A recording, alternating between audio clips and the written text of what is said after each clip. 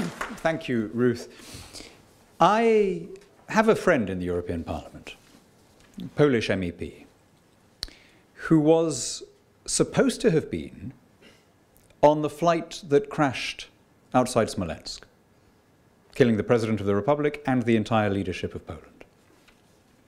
And at the last minute, he had given up his place on that aircraft to a member of his staff. There were two ways of getting to the commemoration. One was a much longer train journey, the other was the shorter flight, and he had said to somebody in his office, look, don't worry, you can have my seat on the plane, I'll take the slow route, then you can have the weekend at home with your kids. You can imagine how he was feeling when the news came through of what had happened. And we spoke late into the night, and he started telling me about his life, and in particular the impact on him as a teenager growing up in Warsaw when Pope John Paul II came as the first Polish Pope and of course as the first Pope to visit a communist country. And he was telling me about how that had energized and elevated the political aspirations of his entire generation. And he told me something I'd never heard before. He said, you know, in the whole of that visit, the Holy Father never once directly criticized the communist authorities. He said he didn't have to, because he was offering something better. And that, surely, my friends, should be our watchword and our creed as we go into this referendum. I could stand here and harangue you for the next 10 minutes about the atrocities and abominations in Brussels, about the fraud and the waste and the expense, the swatting aside of referendums and all the rest of it. You'd nod along vigorously, and at the end not one of you would feel any better. There is a lesson for us all in the recent referendum which Brian was just talking about. Against all the odds, the nationalist side in that referendum went from a 20-point deficit to a 10-point deficit. All conventional theory is that there's a swing to the status quo option during the campaign. In Scotland, it didn't happen. Why didn't it happen? Because Alex Salmond was relentlessly cheerful. And the Unionist campaign, foolishly, was conversely negative. Oh, what will happen to the currency? Oh, what will happen to the EU? Oh, will all these companies disinvest? There is a bloody-minded streak in all English peoples, all English-speaking peoples, and I think perhaps especially among Scots, that says, don't tell me what I bloody well can't do. And Salmond dealt with all of those objections by swallowing them up in a supernova of good cheer and optimism. Yeah, we'll have problems, but they'll be our problems as an independent people. We need to carry our countrymen with a vision of a prosperous, independent, global Britain, interested and engaged in the affairs of every continent, including Europe. There is no purpose in reflecting people's grievances back at them. Of course, people have concerns about migration, of course they have concerns about money and all the rest of it, but it's not enough just to tell people what they're already unhappy about. You have to show that you have a better plan. So let's spend the limited amount of time when we've captured people's attentions explaining the things that can be better. I see that the next speaker is going to talk about healthcare and NHS issues. This country was the world leader in clinical trials. We have 1% of the world's population. We had 12% of clinical trials in the UK until the EU's Clinical Trials Directive came into effect. Now we're down to about 1% again. That is an immediate, direct consequence of our membership. And outside, we could release the innovative genius that has always characterized our people. Outside the EU's rules on data protection and retention, Hoxton could be the Silicon Valley of this part of the world, designing software.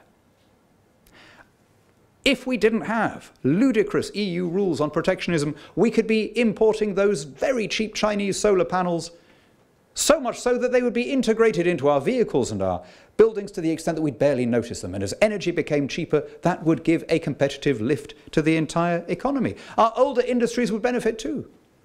Our farmers would be free to compete on quality with the world, instead of being consigned to this life of form-filling which has replaced the turning of the seasons.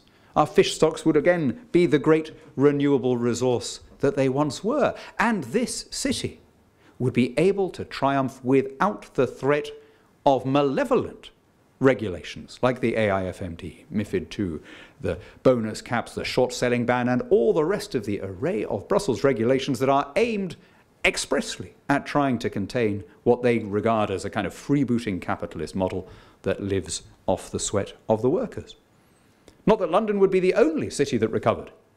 As the common external tariff was dismantled, as we were able to import things more cheaply, I think we would see a great revival of our ports, particularly Liverpool and Glasgow, which found themselves effectively on the wrong side of the country in the 1970s when the common external tariff was introduced and when our trade was artificially redirected away from our natural hinterland and towards the European Union. And as goods become cheaper, the whole economy becomes more competitive and productivity gets a lift for everybody. We need also to talk about the microeconomic advantages to people. For most families in this country, if you tot up your budget and you look at where you're spending money, the top 3 items for most households in Britain are food bills, fuel bills, and taxes. Now, of course, people recognize 1 and 2 much more than they recognize 3 because taxes are dispersed and hidden. Milton Friedman always used to complain about the pay-as-you-earn system that he'd played some role in designing. He said it was the worst thing he'd ever come up with because people were no longer aware of quite how much they were paying. But if you tot up the taxes, that is the single biggest item, certainly for every working household in the country. Now, I think we can show with quantifiable empirical data how food bills and fuel bills and taxes will all be lower. None of this kind of vague waffle about, oh, maybe an overall lift to the economy might result in X or Y thousand pounds. We can show how much cheaper it would be to buy food at world prices rather than from the EU. We would, by the way, also be doing an immense favour to producers in Africa and other developing countries instead of maintaining these amoral tariffs, while still protecting our own farmers with direct grants. I agree with what Ian Paisley said about that earlier. There'd be no reason to change their guarantee of income. We could also give a huge lift to every consumer. Fuel bills. Well, of course, energy prices will be cheaper once we are outside those Brussels boondoggles that masquerade as being about alternative energy and climate change, but are in fact extractive policies designed to take money from low and medium income households and hand it to a small group of people who are lucky enough to own large chunks of our land surface area. And taxes, well, that's the most easily quantified of all. Gross contribution of £19 billion to the EU last year.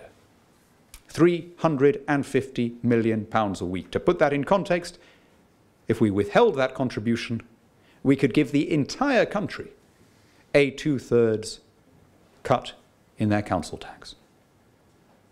And here's the really good news. When you put that much more money in people's pockets, the whole economy begins to revive. You're in a positive feedback loop. It's a virtuous circle. We will all continue to benefit once those advantages start to flow. That's how we should be filling our time between now and polling day. I don't want to talk to you about migration and about Brussels bureaucrats and about corruption and so on. I mean, it would be terribly colourful. But you know what? People have already clocked that. They know that. They don't need us to adumbrate the link in detail. In the limited amount of bandwidth that we've got, sell a positive message. Let me close with a positive quotation along the lines of a positive message. I was in the Vote Leave office yesterday, and Steve Baker, the Conservatives for Britain chairman who you heard from earlier, inspired the staff by reading one of Wilfred Owen's war poems, exactly 100 years ago. Well, there's a lovely line, not by Wilfred Owen, but by his contemporary Siegfried Sassoon, old boy of my school as it happens, one of 749 Old Morburians who died in the First World War. And in a poem which takes the form of a letter to Robert Graves, there's a lovely line, "For I know dreams will triumph, though the dark scowls above me where I go." And this was a poem inspired by his seeing a flare in no man's land and looking up from the hellishness of the trenches and being inspired by that moment of illumination. Think of how our country has advanced in the intervening 100 years. Think of the transformative change that technology has brought. The improvement in longevity, in literacy, in infant mortality. The way in which we are living lives that are longer and happier and more fulfilled than our great-grandparents would have imagined possible. Governments didn't do that. Politicians didn't bring about those changes, and bureaucrats certainly had nothing to do with it. Those were the changes that come about when the genius of a free people is left to do its work.